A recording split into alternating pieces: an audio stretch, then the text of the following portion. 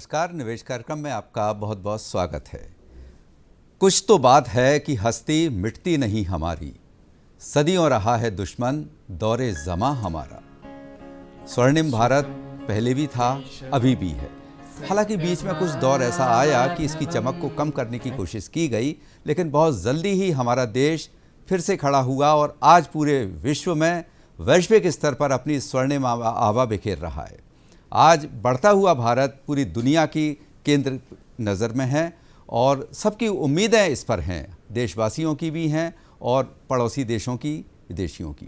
कारण उसका यही है कि हम अपनी नीतियों के साथ, हमारी पुरातन सभ्यता के साथ, इतिहास के साथ हम एक सुनियोजित तरीके से आगे बढ़ते जा रहे हैं। और आर्थिक क्षेत्र में अगर देखा जाए तो आज हम विश्व की 5वीं पायदान पर अर्थव्यवस्था के मामले में हैं और बहुत जल्दी ही तीसरे नंबर पर पहुंचने के लिए प्रयासरत हैं। क्या कारण है इसके? स्वर्णिम देश में निवेश का भविष्य किस तरह से स्वर्णिम नज़र आ रहा है, विशेषज्ञों से आज हम जानते हैं इस कार्यक्रम में। हमारे साथ स्टूडियो में हैं श्री राजीव कुमार गुप्ता जी। राजीव गुप्ता जी, हम स्टूडियो में आपका बहुत बहुत स्वागत है। Thank you. राजीव कुमार गुप्ता वरिष्ठ वित्तीय विशेषज्ञ हैं, आर्थिक विश्लेषक हैं और स्तंभकार हैं, और इनसे आप सवाल कर सकते हैं अपने निवेश के बारे में और देश की जो आर्थिक नीतियां हैं, जिस तरह योजना से चल रहे हैं हम, उसके बारे में। हमारे दूसरे विशेषज्ञ हैं स्टूडियो में सुश्री ज्योत्सना जी। नमस्कार ज्योत्सना जी, आपका भी बहुत बहुत स्वागत है स्टूडियो में। धन्यवाद। एक जागरूक निवेशक हैं, मोटिवेटर स्पीकर हैं। किस तरह से आप ये निवेश के लिए जागरूकता के कार्य करती हैं, आप तक ये जानकारी पहुँचेगी। आप भी जुड़ सकते हैं टेलीफोन के माध्यम से। नोट कीजिए हमारे फ़ोन नंबर्स 2660049 हमारे यहाँ का टेलीफोन नंबर है, और भोपाल के बाहर के दर्शक 0755 STD कोड लगाकर 2660049 नंबर डायल कर सकते हैं। टोल फ्री नंबर पर भी आप बात कर रहे हैं 1800-233-0040। तैयार हो जाइए सजीव फ़ोन इन कार्यक्रम में सहभागिता के लिए, और दर्शकों के रूप में आप तैयार रहिए विशेषज्ञों से अपनी राय लेने के लिए। शुरू करते हैं। राजीव गुप्ता जी, हमारा आज का विषय बहुत अच्छा है, स्वर्णिम देश, स्वर्णिम निवेश। किस तरह से ये भूमिका आप देखते हैं कि वैश्विक स्तर पर हमारे देश की प्रगति किस तरह स्वर्णिम पथ की ओर बढ़ती जा रही है? आपने बहुत अच्छा आज एक टॉपिक लिया है। ये रियल में आज का जो भारत हम देख रहे हैं जिस तरह से आगे बढ़ रहा है, उसके लिए बहुत ही सटीक है। सामाजिक प्रगति, पर्यावरणीय स्थिरता, इंफ्रास्ट्रक्चर डेवलपमेंट, सुशासन और आर्थिक विकास के विभिन्न पहलुओं पर ध्यान देते हुए आज की डेट में हम 1.4 अरब जो हमारी पॉपुलेशन है, और जो हमारा देश लोकतंत्र का सबसे बड़ा देश है, उसको आगे बढ़ाते हुए हम इस तरह जा रहे हैं कि हमारी जो महत्वपूर्ण स्थान है वो हम प्राप्त कर सकें। जी, तो आप काफ़ी अच्छी ये स्वर्णिम पथ पर बढ़ने की हमारी यात्रा रही है और हम बड़ी सफलता के साथ उसमें आगे बढ़ते जा रहे हैं। इसके लिए मुख्य रूप से क्या कारण आप देखते हैं? देखिए, जो कोई भी जो चीज़ हम जिसके लिए हम आगे बढ़ते हैं, उसके लिए एक प्लानिंग बहुत ज़रूरी है। जी। प्लानिंग के अंदर कुछ जांच बिंदु होते हैं। हाँ। जैसे सबसे पहले जब अगर हम अर्थव्यवस्था को बढ़ाना चाहते हैं तो हमारे पास प्रॉपर लॉजिस्टिक होना चाहिए, और उसको लॉजिस्टिक के लिए हमारे पास हो सकता है आप कहेंगे अरे आपके पास पैसा ही कहाँ इतना है जो आप इतना बड़ा लॉजिस्टिक क्रिएट करना चाहते हैं। अब देखिए 50 लाख करोड़ के करीब है ना, हम शायद रेलवे के लिए भी हमको लॉजिस्टिक को प्रॉपर करने के लिए चाहिए। उसके लिए भी हम PPP मॉडल में जा रहे हैं। बाकी और भी चीज़ें हैं, उसके लिए भी हम फॉरेन इन्वेस्टमेंट को भी उसके लिए भी अनुमति दे रहे हैं। तो मेरा कहने का मतलब है कि सबसे पहले आपको इंफ्रास्ट्रक्चर डेवलप करना बहुत ज़रूरी है। एक बार जब आपका इंफ्रास्ट्रक्चर डेवलप हो जाता है तो उसके साथ साथ जो आपके पास जो मेन रिसोर्सेज है, हमारे रिसोर्सेज क्या है? हमारे रिसोर्सेज है जो लोग हमारे हैं, जो मनुष्य हमारे यहाँ हैं, जो काम करने वाले लोग हैं, वो सब हमारे वही है ना, हमारे इस देश को आगे बढ़ाने वाले हैं। उसके लिए उनको प्रॉपर तरीके से ज्ञान देना, उनको कुशल बनाना, और जो बड़े बड़े जो इंफ्रास्ट्रक्चर डेवलप करना बहुत ज़रूरी है। पहले जो था हम सब चीज़ें बाहर से मंगाने में विश्वास रखते थे, लेकिन आज के समय में हमारा मतलब आगे बढ़ने के लिए आत्मनिर्भरता और संसाधन आपका मजबूत होना बहुत ज़रूरी है और संसाधन में सबसे महत्वपूर्ण है आर्थिक क्षेत्र और जन जन की सहभागिता। और संसाधन को जो संसाधन जो भी हमारे पास जी हाँ, अवेलेबल जी हो हाँ। उसको पूर्णतः हम उसे यूज़ भी करें। बिल्कुल सही है। जन जन की आपने सहभागिता पर जोर दिया, बहुत अच्छी बात है। तो मैं ज्योत्सना जी आपसे ही जानना चाहूँगा कि सर्वांगीण विकास के लिए आर्थिक जागरूकता मतलब हर जन के लिए कितनी ज़रूरी है और कैसे उस तक पहुँचती है? देखिए, आम व्यक्ति के लिए आर्थिक विकास बहुत बहुत आवश्यक है। और आर्थिक विकास को यदि हम समझें तो ये, वैसे तो हम कहते हैं कि किसी भी देश की आय में दूरगामी और निरंतर वृद्धि, उसी को हम आर्थिक विकास कहते हैं। लेकिन ये आर्थिक विकास का जो असर है वो लोगों के, देशवासियों के जीवन स्तर पर हो, ये उसका मूल उद्देश्य है। और जीवन स्तर पे उनका असर हो यानी उनके जीवन में गुणात्मक परिवर्तन हो, चाहे वो लैंगिक समानता के रूप में हो या शिक्षा के रूप में हो या बेहतर स्वास्थ्य सुविधाओं के रूप में हो। जैसा अभी राजीव जी ने बताया कि अधोसंरचना में उसका विकास हो। तो ये सारी चीज़ों में जब विकास होगा तभी सर्वांगीण विकास होगा और तभी सही मायने में हम ये कह सकते हैं कि हमारा आर्थिक विकास हो रहा है। जी हाँ, बिल्कुल सही है। हम जब आर्थिक विकास की बात करते हैं राजीव गुप्ता जी, जीडीपी आती है, एक सामने फिगर आती है और जीडीपी जुड़ी हुई है कहीं ना कहीं पर कैपिटा इनकम से भी। तो देश के विकास के लिए व्यक्ति का विकास होना या अपने व्यक्तिगत विकास की अग्रसर होना भी बहुत मायने रखता है। इसमें एक बहुत अच्छा एक प्लेटफॉर्म जो नज़र आता है, इन्वेस्टमेंट। किस तरह से व्यक्ति अपनी आर्थिक आत्मनिर्भरता के लिए निवेश से जुड़े या शेयर बाजार को समझे और शुरुआत कैसे करे उसकी? देखिए, आज के समय में शेयर मार्केट के अंदर जागरूकता काफ़ी बढ़ी है जी। और सबका सबसे बड़ा जो कारण है वो है म्यूचुअल फंड। म्यूचुअल फंड एक ऐसा फंड है, क्रिएट किया गया है जो अलग अलग कंपनियों उसे देती हैं और वो शेयर मार्केट में निवेश करते हैं और निवेश करके और लाभ उठाया जाता है। उसके लिए जो आपका जो भी आपको नो हाउ चाहिए या आपको लिटरेसी चाहिए या आपको उसके ज्ञान का भंडार चाहिए, वो सब है ना म्यूचुअल फंड के जो फाइनेंशियल एडवाइज़र हैं वो प्रदान करते हैं। तो सबसे पहले जो है ना वो म्यूचुअल फंड में आप निवेश करके और शेयर मार्केट में इन्वेस्ट कर सकते हैं। सबसे आसान तरीका है, कोई इसमें बड़ी चीज़ नहीं है। अभी आज की डेट में जितना भी शेयर मार्केट के अंदर जो कैपिटल है, टोटल जो मतलब लोगों का इन्वेस्टेड है, उसमें से 1/5 जो है वो रिटेल इन्वेस्टर का ही है। और रिटेल इन्वेस्टर कौन है? उनमें से बहुत सारे लोग म्यूचुअल फंड के थ्रू ही हैं। बिल्कुल सही है। जो सर्वांगीण विकास की जब बात होती है ज्योत्सना जी, तो उसमें सारे क्षेत्रों को समान रूप से ध्यान केंद्रित किया जाता है और सबको आगे बढ़ाने के लिए प्रयास किए जाते हैं। आप किस तरह से देख रहे हैं कि जिस तरह से ग्रामीण विकास की बात की जाए या नगरीय विकास की बात की जाए या आर्थिक, सामाजिक, राजनीतिक, हर तरह से जो विकास हो रहा है, खेलों में भी काफ़ी कुछ विकास की संभावनाएं दिख रही हैं, इनका परिणाम, सकारात्मक परिणाम किस तरह आने वाले भविष्य में हमारे सामने आ सकते हैं? इनका बहुत ही सकारात्मक परिणाम हमें देखने को मिलेगा। क्यों? क्योंकि आर्थिक विकास की कुंजी है उत्पादकता, और जितनी उत्पादकता हमारी हर क्षेत्र में बेहतर होगी उतना ही सर्वांगीण विकास हो, चाहे वो फिर कोई भी क्षेत्र हो, चाहे ग्रामीण क्षेत्र हो, शहरी क्षेत्र हो या किसी और सेक्टर की हम बात कर लें। और जो उत्पादकता है वो मूलतः 4 कंपोनेंट्स पे, 4 घटकों पर आधारित है। सबसे पहला तो है हमारा इनोवेशन, यानी कि कोई नवाचार। तो हमारे देश में आप देख रहे हैं कि बहुत ही जल्दी हम कई तरह की टेक्नोलॉजीज़ को अपना रहे हैं, बहुत सारे साइंटिफिक रिसर्च हो रहे हैं और बहुत हर क्षेत्र में, चाहे कृषि का क्षेत्र हो, चाहे अर्बन डेवलपमेंट हो, चाहे डिजिटाइजेशन की बात हम ले लें, तो इतने सारे नवाचार हो रहे हैं और उन नवाचार के कारण हम सर्वांगीण विकास की तरफ बढ़ रहे हैं और स्वर्णिम भारत की तरफ बढ़ रहे हैं। एक घटक ये हुआ। दूसरा घटक है शिक्षा। तो ये जो नई टेक्नोलॉजी आ रही है, जो नवाचार हो रहे हैं, इसका विस्तार भी हो रहा है। इसके लिए हम लोगों को शिक्षित कर रहे हैं, युवाओं को शिक्षित कर रहे हैं, उनके कौशल को बढ़ा रहे हैं और इस कारण हम सर्वांगीण भारत की तरफ, सर्वांगीण देश की तरफ, सर्वांगीण विकास की तरफ बढ़ रहे हैं, स्वर्णिम भारत की ओर। मैं मैडम की इस बात से बिल्कुल सहमत हूँ लेकिन मेरे दिमाग में जो सबसे बड़ी वो चीज़ आती है कि जो हमारा देश है वो बहुत सारी चीज़ों के लिए बहुत बड़ा भंडार है।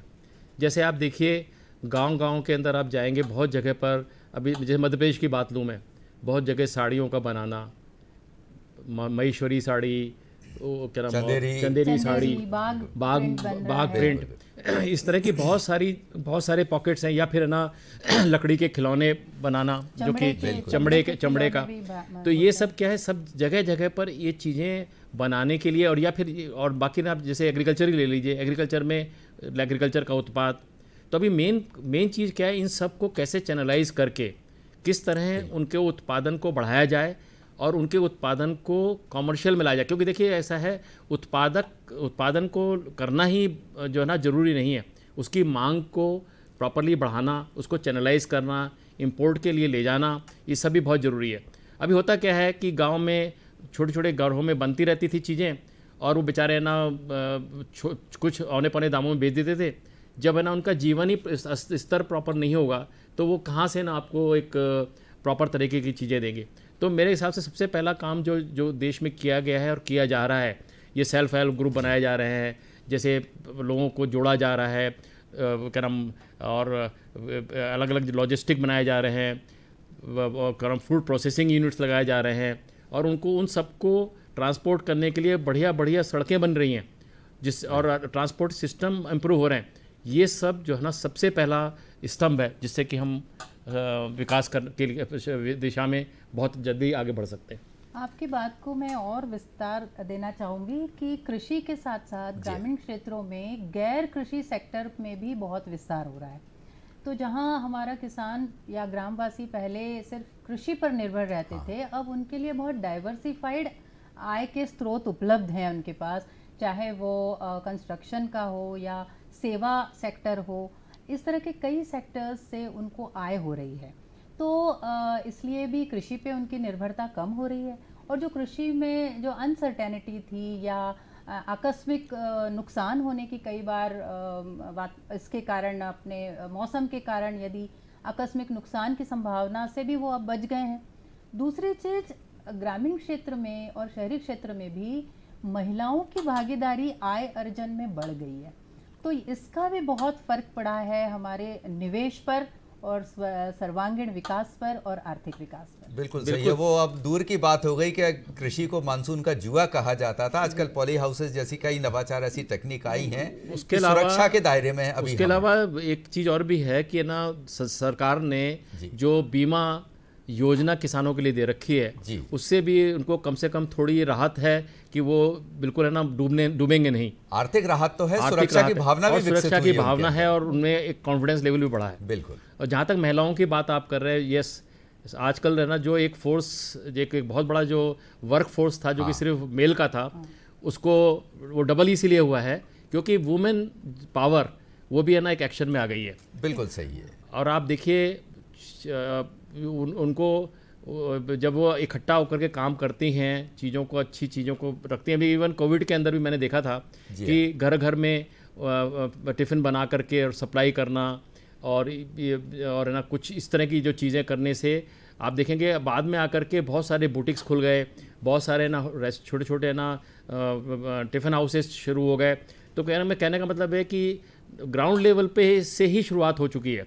और जहाँ तक उसकी एक और चीज़ है, जो लिटरेसी है, फाइनेंशियल लिटरेसी के थ्रू भी महिलाएं बहुत जागरूक हुई हैं, और उनको अपने इस चीज़ का ज्ञान हो गया है कि हम क्या कर सकते हैं और किस तरह से ये आर्थिक विकास में सहयोग दे सकते हैं। बिल्कुल सही है। महिलाओं का ये स्वाभाविक गुण भी होता है, कलात्मकता उनके अंदर कुछ ज़्यादा रूप में पाई जाती है, और उसके अनुसार वो काम भी करती हैं।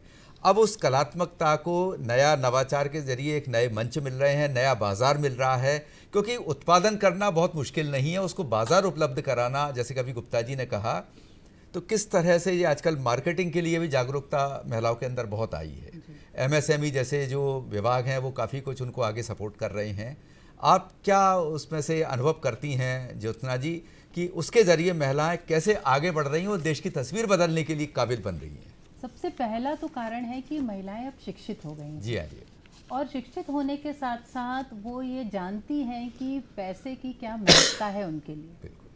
दूसरी चीज़, आय अर्जन में उनकी भागीदारी बढ़ गई है। जो विमेन लेबर वर्क फोर्स है उसकी पार्टिसिपेशन बढ़ गया है, भागीदारी बढ़ गई है, तो इसकी वजह से जो घरेलू आय थी उसमें बढ़ोतरी हुई है, उसमें इजाफा हुआ है महिलाओं के कार्यक्षेत्र में आने से।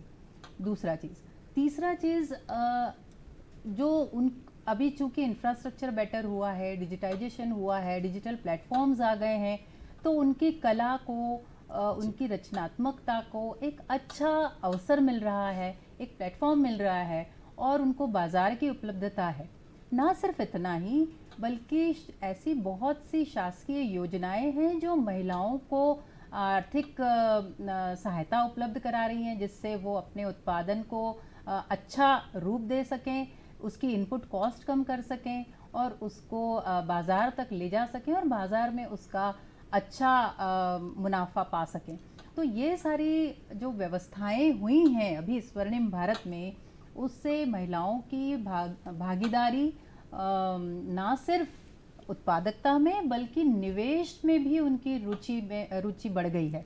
तो वो ये समझती हैं कि अब बचत ही नहीं करना है, मुझे अपने पैसे को निवेश भी करना है, जिससे उनकी जो बचत है वो समय के साथ साथ बढ़ सके और उनकी सारी आवश्यकताएं और उनके सपनों को पूरा कर सके। बिल्कुल सही है। एक ज़माना था कि पुराने ज़माने में महिलाओं के पैसे या तो पल्लू में बंधे मिलते थे या मसाले के डब्बों में किचन में कहीं छुपे हुए, लेकिन अब वो पासबुक में एंट्री तक पहुंच चुके हैं और बैंकों में पहुंच रहे हैं और ना सिर्फ वो अपनी बचत कर रही हैं, निवेश को भी आगे बढ़ा रही हैं। शेयर मार्केट के अंदर भी उनकी आप देखिए कितनी है ना भागीदारी है आज की डेट में। बिल्कुल, शेयर मार्केट के अलावा अगर हम वित्तीय संस्थानों में भी देखें तो कई एक टॉप की पोस्ट पर महिलाओं के नाम, काफी हम नाम यहाँ से नहीं लेना चाहेंगे, यूनिकॉर्न भी उनको खड़े किए उन्होंने, काफी कुछ किया है, बड़े बड़े पदों पर वो उसको संचालित कर रही हैं, चाहे बैंकिंग सेक्टर हो या कुछ फाइनेंशियल दूसरे इंस्टीट्यूट्स हों।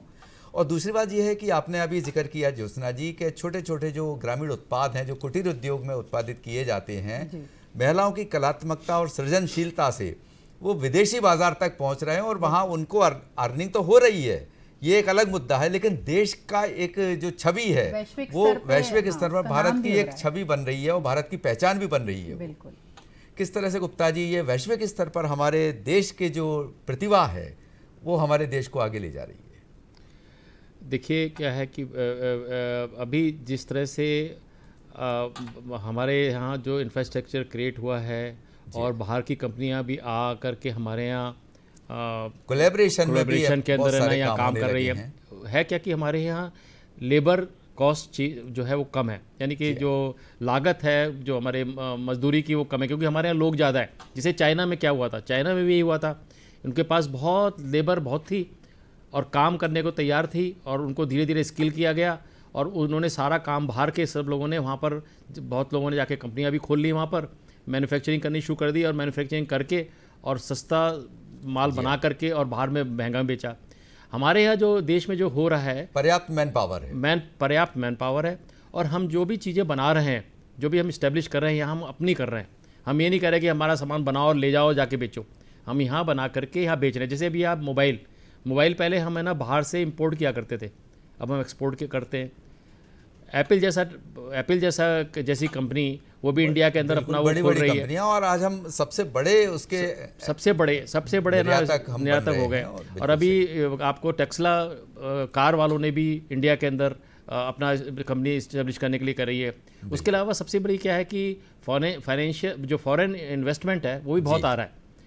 लोग तैयार हैं सस्ते पैसे में बैंक के अंदर बैंक इंडिया में लगाने के लिए कि आप पैसे हमसे लो, प्रोग्रेस करो, हमें चाहे थोड़ा सा दे दो लेकिन कुछ दे दो, क्योंकि पैसा लोगों के पास हो सकता है संसार में बहुत जगह बहुत देशों के पास पैसा है, मगर उसको कहाँ लगाएं, कैसे उससे कुछ अर्जित करें वो नहीं है। लेकिन भारत में जो भी पैसा आ रहा है उससे लाभ उत्पन्न हो रहा है, उससे प्रोडक्शन हो रहा है, सर्विसेज बढ़ रही हैं और पूरा विश्व है ना उससे लाभान्वित हो रहा है। बिल्कुल सही है।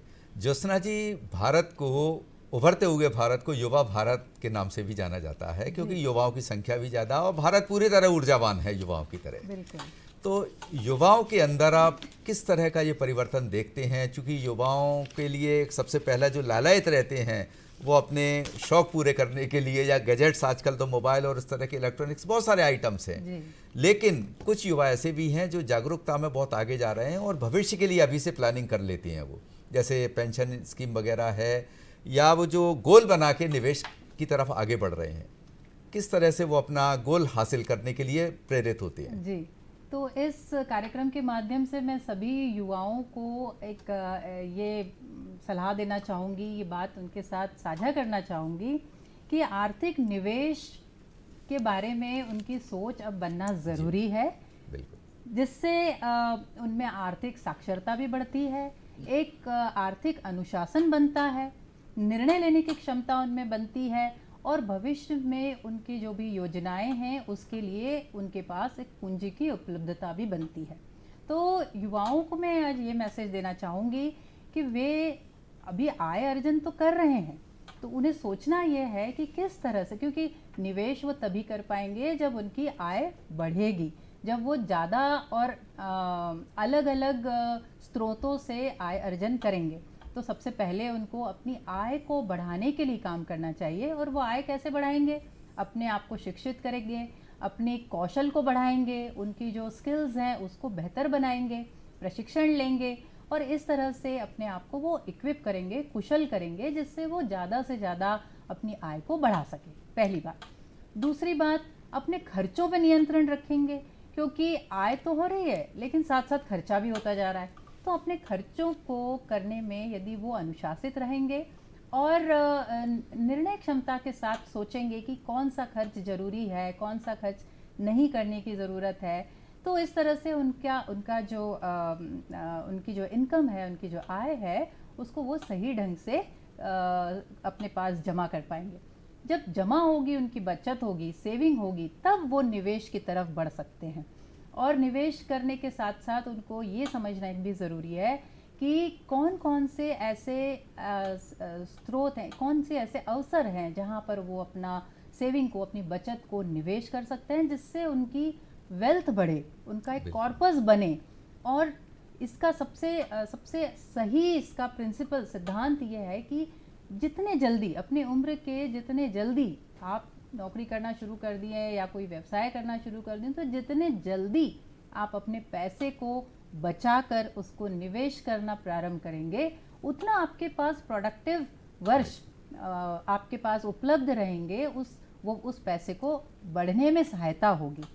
दूसरा, आपको ऐसी चीज़ें सोचना है कि आपकी वेल्थ क्रिएट हो, ना सिर्फ क्रिएट हो बट उसका प्रिजर्वेशन भी हो और उसका प्रोटेक्शन भी हो।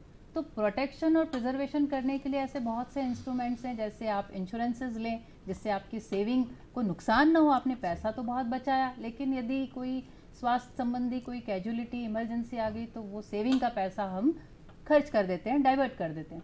तो इसलिए हमें अपने वेल्थ को, अपने धन को, अपने पैसे को प्रोटेक्ट करने के बारे में भी सोचना है और प्रिजर्व करने के बारे में भी, जिससे लो रिस्क पर भी आप अपने पैसे को रख सकते हैं। जैसे कुछ बॉन्ड्स वगैरह में आप पैसे को इन्वेस्ट कर सकते हैं, जिससे आपका पैसा प्रिजर्व भी हो और ग्रेजुअली समय के साथ साथ आपका अच्छा खासा कॉर्पस जमा हो जाएगा। और वेल्थ क्रिएशन के लिए आप म्यूचुअल फंड जैसे अभी राजीव जी ने बात की, म्यूचुअल फंड जैसे इंस्ट्रूमेंट का सहारा ले सकते हैं। तो ऐसे मैडम, जब हम यूथ की बातें करते हैं तो मुझे लगता है कि आज का यूथ बहुत सजग है, जागरूक है और जागरूक है। बिल्कुल। अगर आप देखें आज, है ना, मैं देखता हूँ नॉर्मली 35 इयर्स के आसपास की एज में ही वो एक मकान लेने की सोचने लग जाता है, गाड़ी बंगला, जैसे ही वो नौकरी उसको मिलती है, सबसे पहले वो अपना लाइफ इंश्योरेंस, अपना हेल्थ इंश्योरेंस, ये दोनों चीज़ें लेता है। उसके बाद वो जो अपना सारा पैसा है उसको प्रॉपर तरीके से कुछ भाग जो है वो खर्चे में, कुछ भाग है ना ऐशो आराम में, और कुछ भाग बचत और बाद में निवेश के लिए लगाना शुरू कर देता है। अब आप देखिए कि जो पैसा है ना, बचत ऐसी चीज़ है जिससे कोई पैसा है ना आपका बढ़ेगा नहीं। यूथ को एक ऐसा एनवायरनमेंट अपने लिए क्रिएट करना चाहिए कि उसका जो पैसा उसके पास जो भी उसने बचत में रखा है वो उसको फिर कमाई करके देना शुरू कर दे। That is investment. वो इन्वेस्ट करके कैसे वो उसको बढ़ा सकता है, उसके लिए उसको निवेश करना ज़रूरी है। और यंग एज में यदि वो कंजर्वेटिव तरीके से निवेश करेगा तो मुझे नहीं लगता कि कोई उसके लिए कहना अच्छी सलाह है। यंग एज में आदमी को रिस्क लेने की कैपेसिटी ज़्यादा होती है और उस वक्त वो रिस्क ले सकता है। रिस्क लेने का मतलब ये नहीं है कि सारा पैसा कूड़े में डाल दे, कैलकुलेटिव रिस्क। तो मेरा कहने का मतलब है कि जैसे शेयर मार्केट में भी वो जाता है, यदि ओपन में जाता है या म्यूचुअल फंड में भी जाता है, तो शेयर मार्केट में जाता है तो प्रॉपर स्टडी के बाद किसी विशेषज्ञ से सलाह लेकर के शेयर मार्केट में इन्वेस्ट करे, या म्यूचुअल फंड में ही जाता है तो डेब्ट मार्केट में जाने के बजाय वो इक्विटी में मार्केट में जाना ज़्यादा मैं उनको सलाह दूंगा। क्योंकि बैलेंस फंड में भी अगर यंग बच्चा अगर बैलेंस फंड में भी जाता है तो उसमें बहुत ज़्यादा पैसा उसको नहीं लगाना चाहिए मेरे हिसाब से। जी अच्छा, इसमें एक अनुपात क्या होना चाहिए, एक आदर्श जो पैमाना होता है बचत और खर्चों का? देखिए इसका है 30-40-40 का जो है ना, 40-40-30 का है ना एक रेशियो कहा जाता है कि 40% जो है ना आप अपना खर्च करिए, है ना, और 30% जो है ना वो आप अपना रिक्रिएशन और दूसरी चीज़ें जो आपकी ज़रूरत की हो सकती हैं उसके लिए लगाइए, और बाकी जो बचा हुआ है उसको बचत में लाइए। लेकिन क्या है ये 40 एंड 30 वाला जो क्या नाम 60-40 एंड 30 कितना हो गया, सॉरी मैं 30-30 एंड 40 बताया मैंने। ये जो रेशियो हमेशा भी एप्लीकेबल नहीं होता। अगर आपकी इनकम ही बहुत कम होगी तो आपका जो 40% जो आप खर्च करना चाहते हैं वो बहुत कम होगा, तो उसको आपको थोड़ा सा मैनिपुलेट करना पड़ेगा। लेकिन नॉर्मली यही रेशियो के अंदर करना चाहिए। और एक बार जब आप है ना इन्वेस्ट करना शुरू कर देते हैं और आपके इन्वेस्टमेंट से भी आपको रिटर्न मिलनी शुरू हो जाती है, तो एक एडिशनल इनकम हो जाती है आपकी। क्योंकि दो ही तरीके हैं ज़्यादा इनकम पाने के लिए, या तो आप खूब काम करें, सुबह से शाम तक काम में लगे रहें, है ना, फैमिली को छोड़ दें, सब कुछ छोड़ दें, और दूसरा तरीका यही है कि आप शुरू में अपने पैसे जो बचाए हैं उसको इन्वेस्ट करते रहें और उससे एक एडिशनल इनकम लाते रहें और अपना जीवन सुखी तरीके से सुख से। एक चीज़ और भी है कि युवाओं को अपने लिए एक इमरजेंसी फंड भी बना के रखना चाहिए। जैसे अभी हमने देखा कोरोना के समय 2 साल ऐसे गए जिसमें कई युवाओं को जॉबलेस होना पड़ा, नौकरियों से उनको अलग किया गया या उनके व्यवसाय पर बहुत नेगेटिव इम्पैक्ट पड़ा। तो ऐसे समय में आपके पास एक इमरजेंसी फंड हो जिसमें कम से कम आपका जो मासिक खर्च है उसका 6-7 महीने का खर्चा उसमें आप जमा कर सकें, तो आपको दोबारा रिवाइव होने में और दोबारा अपने जॉब पर आने में जो दिक्कतें आ रही हैं उसके लिए वो इमरजेंसी फंड सहायक हो सकता है। आदर्श जो है कि 12 महीने का आपकी जो 12 महीने की जो आपकी खर्च जो 12 महीने का आपका खर्चा है उसके बराबर का कॉर्पस आप इकट्ठा करें।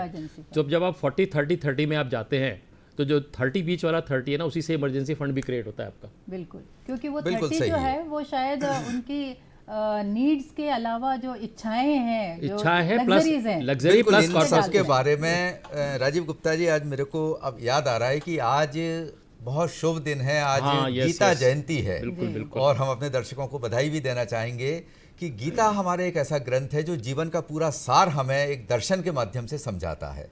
और जैसा कि अभी आप दोनों विशेषज्ञ जो बात कर रहे हैं कि इस तरह से विभाजित करना चाहिए आमदनी को, गीता में भी ये दर्शन दिया गया है कि व्यक्ति को अपनी आमदनी को 5 हिस्सों में बांटकर उपयोग करना चाहिए। जीवन यापन, परिवार के लिए, दान के लिए, धर्म के लिए और अभिवृद्धि के लिए, ये सारा कुछ उसमें बताया गया है। और वही आज का युवा जैसे कर रहा है कि वो गोल पहले बना लेता है कि उसको अपने मनोरंजन पे भी खर्च करना है, अपने आचार विचार पे, अपने जीवन यापन पे भी करना है, और चिकित्सा के लिए जैसे कि आजकल जो फंड हैं LIC वगैरह में जाते हैं लोग, ये सारा होता है उस पर। गीता में और भी कई ऐसे फाइनेंशियल टिप्स दिए गए हैं जो निवेश पर लागू होते हैं। देखिए सबसे बड़ा जो टिप है वो ये है कि लालच बुरी बला है। बिल्कुल सही है, अनासक्ति भाव गीता में जो कहा गया है। क्योंकि क्या है, आदमी लालच में ही फंसता है। जितने भी है ना आपको साइबर क्राइम नजर आते हैं वो सारे के सारे लालच के ही देन है, नंबर 1। दूसरी चीज़, धैर्य रखने की हिम्मत रखे। आदमी पैसा लगाता है शेयर मार्केट में और सोचता है कि आज लगाया है कल मेरे को बहुत ढेर सारा पैसा मिल जाए, और इसी लालच में वो पैसा लगाता रहता है और फिर अगर गिर गया तो वापस निकाल लेता है। तो कृपया करके धैर्य रखें। कभी भी रोम जो है एक दिन में नहीं बना था, इट टुक टाइम। तो कोई भी चीज़ आप जहाँ निवेश करते हैं, जिस भी कंपनी में, जिस भी क्या है असल में शेयर क्या है, शेयर में ये शेयर कुछ नहीं मगर कि एक आपकी भागीदारी है एक पर्टिकुलर कंपनी में। उस कंपनी की ग्रोथ के साथ साथ ही आपको लाभ मिलना है। तो ग्रोथ एकदम से तो होती नहीं है। बिल्कुल सही। तो गीता के उपदेश में ये लिखा है कृपया धैर्य रखें, धैर्य रखें, अनासक्ति भाव से लालच ना करें। और थर्ड ये है कि समय पर डिसीजन लें। वो भी है ना, गीता उचित में बोला समय गया पर उचित समय पे उचित और निर्णय लें, एकाग्रता के साथ। एकाग्रता के साथ। क्योंकि यही ज्योत्सना जी निवेश में भी ये बात लागू होती है कि जब आप इन्वेस्टमेंट की प्लानिंग करते हैं तो ठंडे दिमाग से सोचें, फ्यूचर की उसका पुराना ट्रैक रिकॉर्ड देखें पिछला, और आगे आने वाले भविष्य की अपने अनुमान लगा के आगे बढ़ें। सुने सबकी, करें मन की, करे जो आपका निर्णय हो एक चीजों को समझते हुए। बिल्कुल ये भी गीता के अंदर है। ये भी है, और गीता में कर्म को विशेष महत्व दिया गया है। कर्म पूरा करिए, ग्रंथ ही उस पर आधारित है। और यही बात निवेश में भी लागू होती है कि आपका कर्म है निवेश करना। फल की इच्छा, चूंकि कहते हैं कि म्यूचुअल फंड या निवेश बाजार के अधीन है, तो वो फल आपके हाथ में नहीं है, लेकिन उसको स्थिर प्रज्ञ होकर के और बड़े विश्लेषण के साथ निर्णय लें कहाँ निवेश करना है, धैर्य के साथ, लॉन्ग टर्म विजन जो लेता है। किस तरह से ये निवेश को आगे बढ़ाती है, धैर्य और साहस? तो धैर्य और साहस जैसे हर किसी निर्णय में हमारे जीवन में आवश्यक है, वैसे ही निवेश के लिए भी बहुत आवश्यक है। क्योंकि पैसा एक दिन में नहीं बढ़ता और पैसे से ही पैसा बढ़ता है। तो इसलिए हमें उसको समय देना पड़ता है। पैसे को भी, धन को भी, वेल्थ को भी बढ़ने के लिए हमें समय देना होता है। वो धैर्य हमें रखना चाहिए। दूसरा, अब ऐसे बहुत सारे प्लेटफॉर्म्स हैं, युवाओं को अवसर उपलब्ध हैं कि वो अच्छे से रिसर्च कर सकते हैं, चीज़ों को समझ सकते हैं और उनको समझकर फिर निवेश का निर्णय ले सकते हैं। तो सही समय पे सही निर्णय लेना, अपनी रिस्क टेकिंग एबिलिटी और अपनी रिस्क एपेटाइट को समझना कि वो कितना रिस्क ले सकते हैं। ऐसा नहीं कि हमारे पास जो पूंजी है वो सारी की सारी आपने शेयर मार्केट में लगा दी या म्यूचुअल फंड्स में लगा दी, तो ये सही निर्णय नहीं होगा। बल्कि सही निर्णय ये होगा कि आप हर तरह के इंस्ट्रूमेंट्स में अपना पैसा रखें, जिससे कि आपका जो पोर्टफोलियो है वो बैलेंस्ड हो। चाहे कुछ बैंक में रख सकते हैं, कुछ पोस्ट ऑफिस में रख सकते हैं, कुछ म्यूचुअल फंड में डाल सकते हैं, कुछ इंश्योरेंस ले सकते हैं, कुछ गारंटीड स्कीम्स में डाल सकते हैं।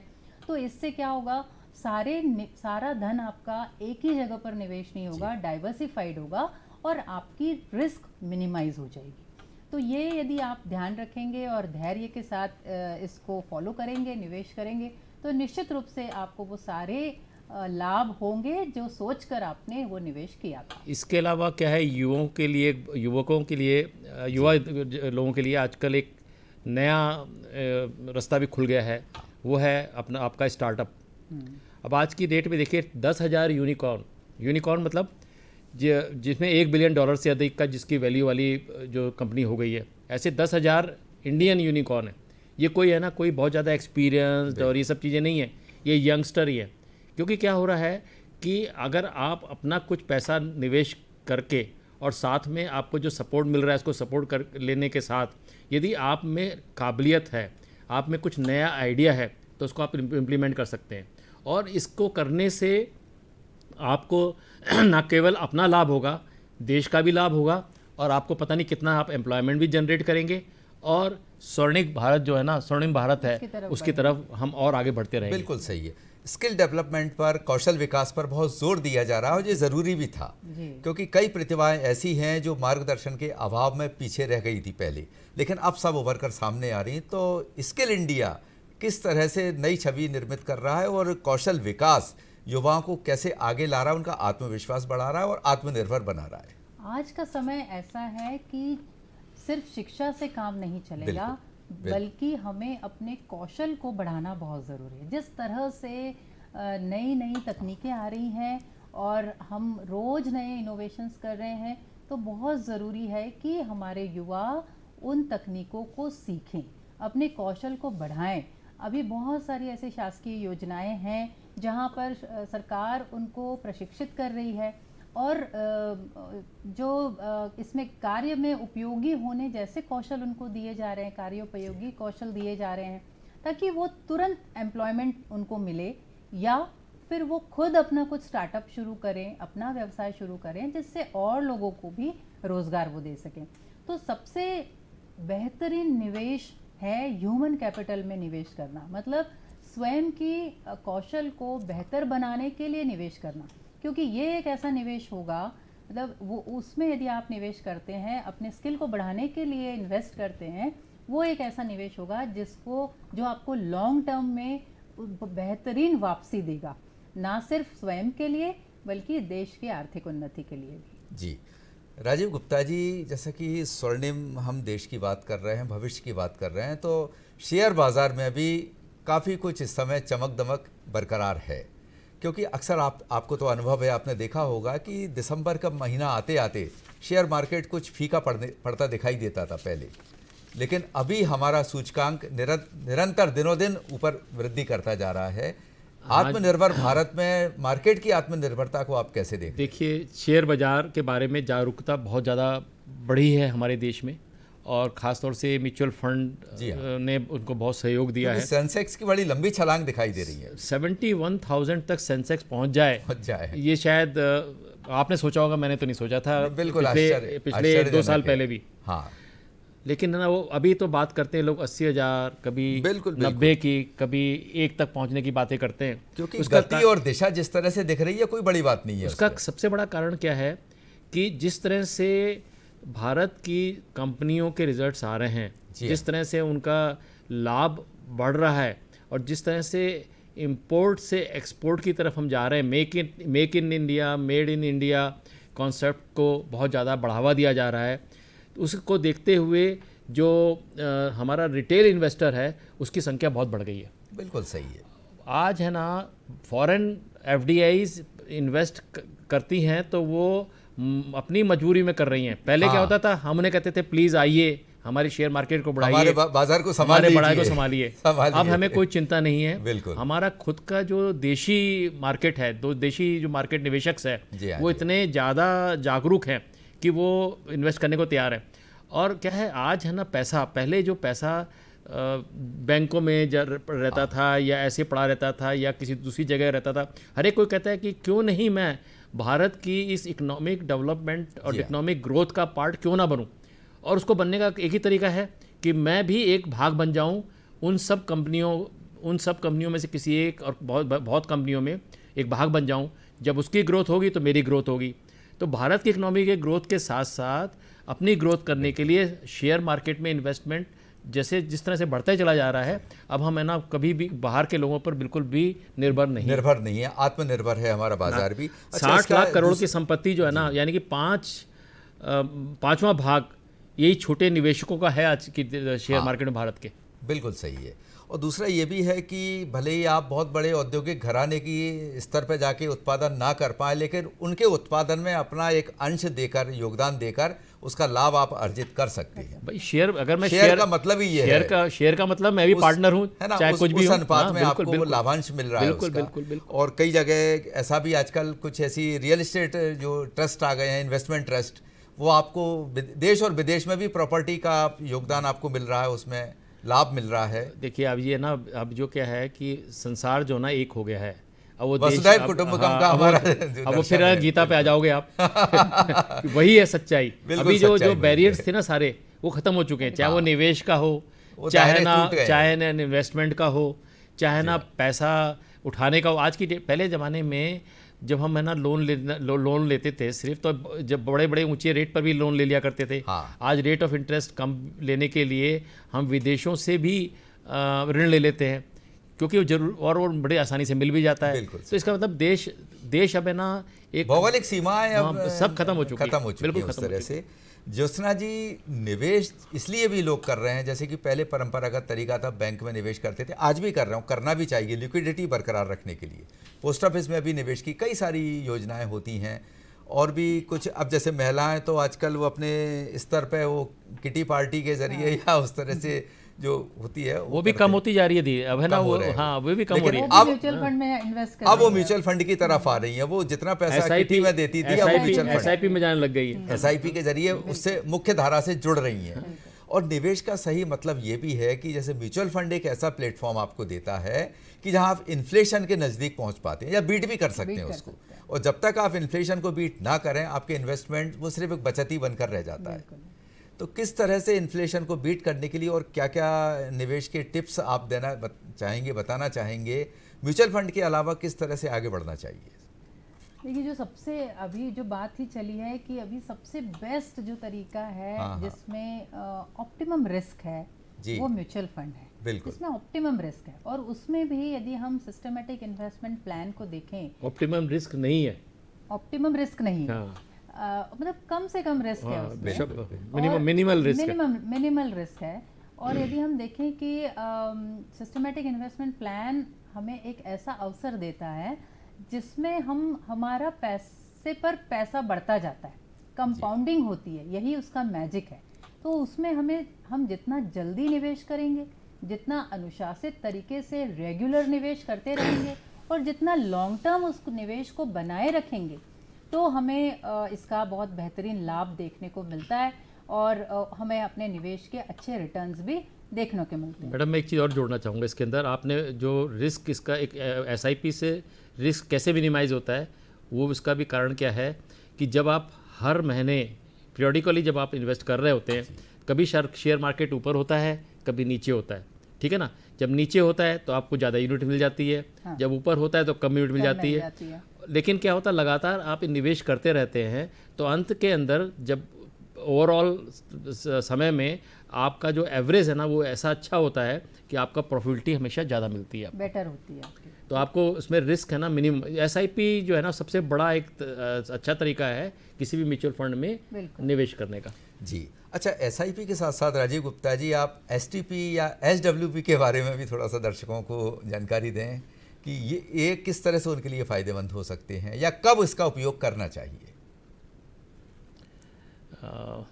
सिस्टमेटिक विड्रॉल प्लान, देखिए क्या है कि ये SWP का आपको तभी आप उसका उपयोग करें जब आपको ज़रूरत हो जी, क्योंकि क्या होता है, जैसे जैसे अभी होता क्या है कि हम है ना पैसा एक बार जब निवेश कर लेते हैं, उसके बाद है ना हमारा कॉर्पस बन जाता है। क्योंकि जब हम है ना कुछ दो तरह की स्कीम है म्यूचुअल फंड के अंदर, एक तो होती है जो डिविडेंड देती है और एक दूसरी जो होती है जो ग्रोथ के लिए करती है। तो जो ग्रोथ की जो फंड्स, जब ग्रोथ के अंदर हम ग्रोथ वाली म्यूचुअल फंड की स्कीम्स में निवेश करते हैं तो हमें SWP जो है ना, SWP तभी जब हमें ज़रूरत हो तो उसको हमको उसमें से पैसा निकालना चाहिए, क्योंकि हमें जब चाहिए तो पैसा चाहिए ही हमें, ऐसा नहीं है कि नहीं चाहिए। आसान तरीके से में अगर दर्शकों तक ये बात पहुंचाई जाए तो जिस तरह सिस्टमेटिक इन्वेस्टमेंट प्लान होता है, आप 1000, 500, 2000 अपनी क्षमता के अनुसार हर महीने उसमें किस्त के रूप में देते जा रहे हैं, उसी तरह उससे हर महीने आप वापस भी ले सकते हैं। वो भी कर सकते हैं आप सिस्टमेटिक इन्वेस्टमेंट प्लान की तरह से, आप सिस्टमेटिक विड्रॉल भी कर सकते हैं, विड्रॉल प्लान में भी जा सकते हैं। जैसे सिस्टमेटिक विड्रॉल प्लान है उसी तरह से आपको जो रिवर्स मॉर्टगेज जो हाउसिंग के अंदर भी होता है, उसमें भी क्या होता है, आप अपना मकान बना लेते हैं जी। अब आप बुढ़ापे में पहुँचे, 60 ईयर्स के हो गए, आपके पास कोई इनकम नहीं है, अब क्या करें, कैसे पैसा आए, तो SWP वाला ही एक सिस्टम है उसके अंदर कि आप है ना रिवर्स मॉर्टगेज के थ्रू बैंक से लोन ले सकते हैं। हर महीने आपको एक फिक्स्ड इनकम बैंक देता रहता है और बाद में उसको आपको वापस करने की जरूरत नहीं है, आप है ना आराम से पैसा एंजॉय करिए। एक पर्टिकुलर टाइम में आकर अगर in case of your death यदि कोई आपका उत्तराधिकारी उसके पैसे को इंटरेस्ट सहित वापस कर देता है तो उसको प्रॉपर्टी मिल जाती है, अदरवाइज प्रॉपर्टी बेच करके बैंक है ना उसका पैसा रिकवर कर लेता है।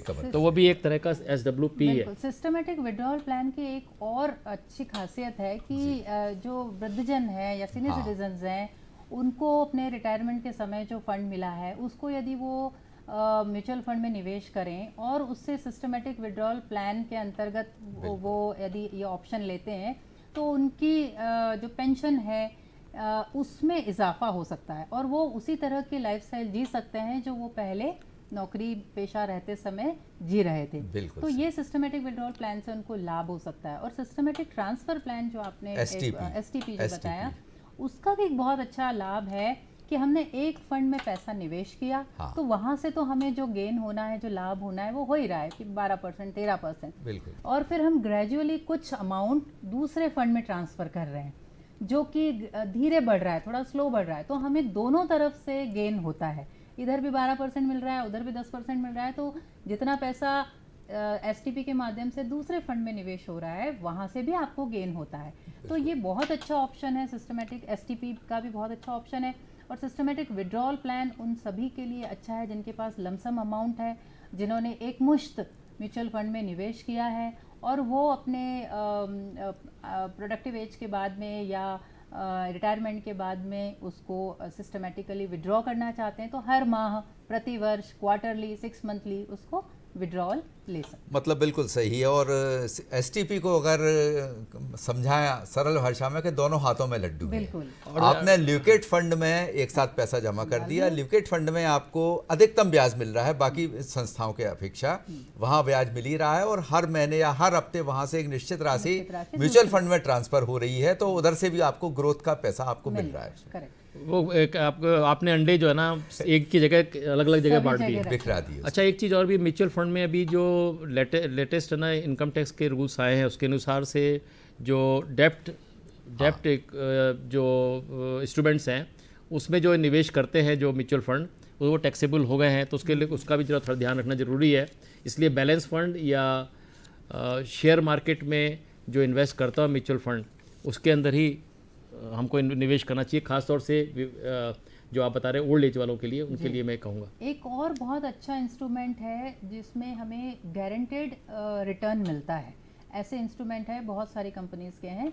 उसमें क्या फ़ायदा होता है, 3 उसमें बेनिफिट्स हैं। एक बेनिफिट तो यह है कि आपको टैक्स फ्री रिटर्न मिलता है। दूसरा, आपको जब लिमिटेड पीरियड के बाद में आपको हर साल गारंटेड रिटर्न मिलता है, जिसमें आज आपको यदि वो गारंटी दे रहे हैं कि हम 7% इंटरेस्ट देंगे, तो वो अगले 25-30 साल तक आपको वही इंटरेस्ट देंगे। जबकि हम देख रहे हैं कि बाकी जगहों पर इंटरेस्ट कम होता जा रहा है ग्रेजुअली। आज से 10 साल पहले जो हमें एफडीज़ पर बैंक से इंटरेस्ट मिलता था, वो अब कम होता जा रहा है। और एफडीज़ पर जो रिटर्न मिलता है वो टैक्सेबल है। तो बेहतर ये ऑप्शन हो सकता है कि हम ऐसे एश्योर्ड गारंटेड इनकम प्लान में अपना इन्वेस्टमेंट करें, जिसमें हर साल हमें थोड़ा थोड़ा अमाउंट निवेश करना है और उसके बाद पर्टिकुलर टाइम के बाद हमें टैक्स फ्री और एश्योर्ड इनकम गारंटेड होता है। और टैक्स फ्री इनकम के लिए तो मैं मेरा एक फेवरेट है ना जो है वो है PPF, public provident fund. Public provident fund में मैं तो कहता हूँ बच्चे के पैदा होते ही उसके लिए पैसे जमा करने शुरू कर देने चाहिए, और जब वो एक है ना एक पर्टिकुलर एज में आ जाता है तो उसके मैच्योर होते ही उसके नाम से हो जाता है वो पीपीएफ, उसको पीपीएफ दे देना चाहिए। और वो पीपीएफ जो होता है उसमें क्या है, जो भी विड्रॉल, पहली बात तो जब आप बच्चों के नाम से पैसे जमा कराते हैं और उस पर जो इनकम होती है वो आपको टैक्सेबल नहीं होती है, और जब तक बच्चा बड़ा भी हो जाता है उसके बाद भी बच्चे को भी टैक्सेबल नहीं होती है। जब वो विड्रॉ करता है तो भी टैक्सेबल नहीं होती है। उससे बढ़िया कोई भी मुझे स्कीम नज़र नहीं आती। हाँ, मैं मानता हूँ कि ऑफ लेट जो है ना थोड़ा रेट ऑफ इंटरेस्ट उसका कम हो गया है। पहले 9%, 9.5% हुआ करता था, आज 7.1 है। फिर भी मैं कहता हूँ कि जिन लोगों के 30% के टैक्स स्लैब में हैं, उनके लिए पीपीएफ से ज़्यादा प्यारा कोई भी सिस्टम नहीं है। बेहतर ऑप्शन वही है। और अगर आपको इंटरेस्ट ज़्यादा कमाना है तो टैक्सेबल तो होगा, लेकिन सीनियर सिटीजन स्कीम में भी जा सकते हैं। चलिए ज्योत्सना जी, हम स्वर्णिम देश और स्वर्णिम निवेश की बात कर रहे हैं, और अगर इसमें स्वर्ण में निवेश के बारे में आपसे बातचीत ना की जाए तो प्रोग्राम फिर चमक से वंचित हो जाएगा, है ना। तो गोल्ड में इन्वेस्टमेंट के लिए क्या क्या आधुनिक ऑप्शन हैं और महिलाओं का रुझान किस तरह से आप देखती हैं? महिलाओं का रुझान शुरू से ही गोल्ड, क्योंकि गोल्ड की कीमत भी दिनों दिन बढ़ती जा रही है, वो भी सेंसेक्स की तरह वो ऊपर ही जा रही है। तो गोल्ड में महिलाओं की रुचि और रुझान हमेशा से ही रहा है, अभी भी है, लेकिन अब उनका रुझान फिजिकल गोल्ड की बजाय गोल्ड बॉन्ड्स की तरफ बढ़ गया है। अच्छा। क्योंकि फिजिकल गोल्ड का क्या है, उसको संभालना सहेजना कठिन हो गया है, या लॉकर में रखो, उसका किराया दो और फिर उसका उतना उपयोग भी नहीं हो पाता। गोल्ड के प्रति रुचि तो है, लेकिन गोल्ड पहनने के प्रति इतनी ज़्यादा रुचि मुझे लगता है शायद महिलाओं में नहीं है, क्योंकि शादी या किसी फंक्शन में ही वो गोल्ड लॉकर से निकलता है और वापस वहाँ रख दिया जाता है। और जब उसको कभी इमरजेंसी में, आकस्मिक परिस्थितियों में यदि उसको बेचने की नौबत आती है तो उतना रिटर्न भी नहीं मिलता कई बारी, क्योंकि वो कितनी प्योरिटी है उसकी, और हम प्रक्रिया बहुत जटिल है, उतना आसान नहीं है बेचना उसको। में जाएं तो हमें उतना उसका रिटर्न भी नहीं मिलता है। तो बहुत अच्छा ऑप्शन अभी आया है जो कि सॉवरेन गोल्ड बॉन्ड्स हैं, जिस पे हम यदि निवेश करें तो हमें इंटरेस्ट भी मिलता है, लगभग मेरे ख्याल से 2.62%, 2.5 2.5 का उस पर इंटरेस्ट भी है। और 5-6 साल के लॉक इन के बाद में उस समय जो गोल्ड की रेट है उस रेट से हम उस बॉन्ड को रिएम्बर्स भी कर सकते हैं। बिल्कुल, और उतने तौले सोने के मालिक होने का एहसास भी एहसास आपको भी होता रहा है साथ और में। संभालने की चिंता नहीं है, चोरी की चिंता नहीं है। बिल्कुल, नहीं, आपकी बात सही है। देखिए ऐसा है कि हर चीज़ जो है ना, अगर हम कह देंगे ना कि भाई एंजॉय मत करो, इन्वेस्ट ही करते रहो, तो है ना महिलाएं भी नाराज़ हो जाएंगी, युवा भी नाराज़ हो जाएंगे। तो मैं कहता हूँ वो गोल्ड जिसको आप इन्वेस्टमेंट पर्पज़ के लिए लेना चाहते हैं, जैसे बच्ची की शादी के समय चाहिए आपको या इमरजेंसी के लिए चाहिए, उसके लिए यस आप बॉन्ड लीजिए। आप है ना, इवन है ना, आप है ना, उसके भी फंड्स हैं, ETF वगैरह हैं, उन सब में लीजिए। लेकिन कुछ पैसा तो आप जरूर फिजिकल में लगाइए और एंजॉय भी कीजिए। चाहे आपको लॉकर, चाहे आप लॉकर में डाल रखे, पहने ना पहने, दिल को तसल्ली जरूर होगी। हाँ, लेकिन इन्वेस्टमेंट के लिए फिजिकल फॉर्म ही अच्छा है। देखिए ये तो सिद्धांत है कि अतिरेक कहीं नहीं होना चाहिए, लेकिन अनिवार्य के जो कम से कम जो एक पैमाना है वो भी पूरा होना चाहिए। ऐसा नहीं कि आप अपना खाना छोड़ के और हम दान करने पहुंच गए। ददीच मत बन जाइए। ददीच नहीं बनना चाहिए। तो इसीलिए वही फिर गीता का मेरे को दर्शन याद आता है कि दान की बहुत महत्ता बताई गई है, और निवेशक भी कई तरह से जो दान करते हैं वो उसका भी असर उनके जीवन पर या उनकी विचारधारा पर तो पड़ता ही है।